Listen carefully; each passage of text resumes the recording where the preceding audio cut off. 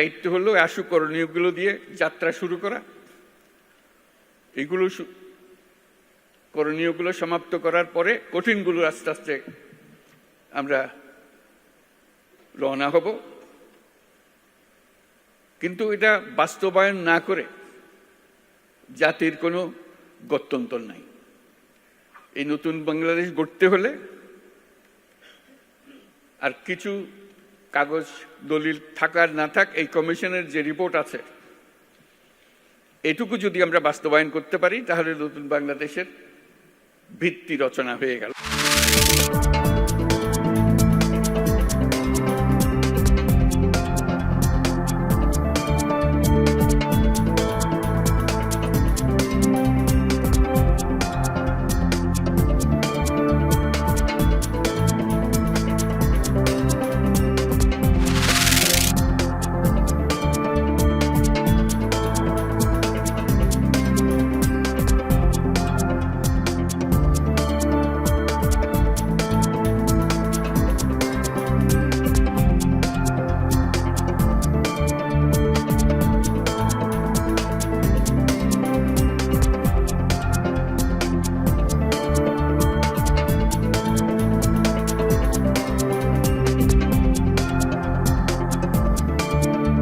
অন্তর্বর্তীকালীন সরকারের একটি অংশ সংস্কার এবং নির্বাচনকে মুখোমুখি দাঁড় করিয়ে ফ্যাসিবাদ বিরোধী রাজনৈতিক দলগুলোর মধ্যে সুপরিকল্পিতভাবে বিরোধ উস্কে দিতে চায়। স্বল্প মেয়াদী এবং দীর্ঘমেয়াদী সংস্কার প্রস্তাবনা প্রণয়ন করুন, কোনো রাজনৈতিক দলের আপত্তি নেই।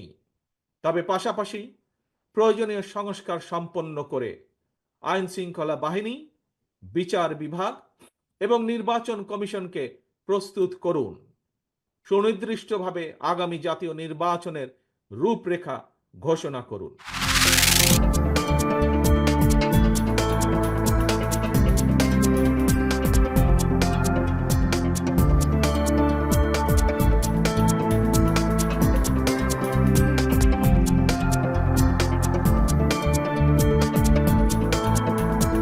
আমাদের এই যে প্রবাসী যারা রয়েছে তারাও যেন শুধুমাত্র সংখ্যায় না থাকে, বরং এই ক্ষমতা নির্ধারণে, মতামত নির্ধারণে তাদেরও যেন একটি ভূমিকা থাকে। সেজন্য আমরা চাচ্ছি, আমরা আমাদের জায়গা থেকে প্রস্তাবনাও দিয়েছি, পরবর্তী নির্বাচন বা পরবর্তী সবসময়ে যেন তাদের ভোটের মূল্যায়নটি হয়। আমরা চাই মালিক পক্ষ এটা বুঝবে, শ্রমিক বাঁচলে আমার শিল্প বাঁচবে, আমার ব্যবসা বাঁচবে। শ্রমিক যদি না বাঁচে আমার ব্যবসা এবং শিল্প বাঁচবে না। আবার শ্রমিকরাও বুঝবে, উদ্যোক্তা, মালিক, শিল্পপতি যারা আছেন তারা যদি বাঁচে তাইলে আমরাও বাঁচবো। কারণ আমার কর্মস্থলটাই যদি ধ্বংস হয়ে যায় আমি দাবিটা করবো কার কাছে? এই জন্য উভয় পক্ষেরই এখানে দায় আছে, দায়িত্ব আছে।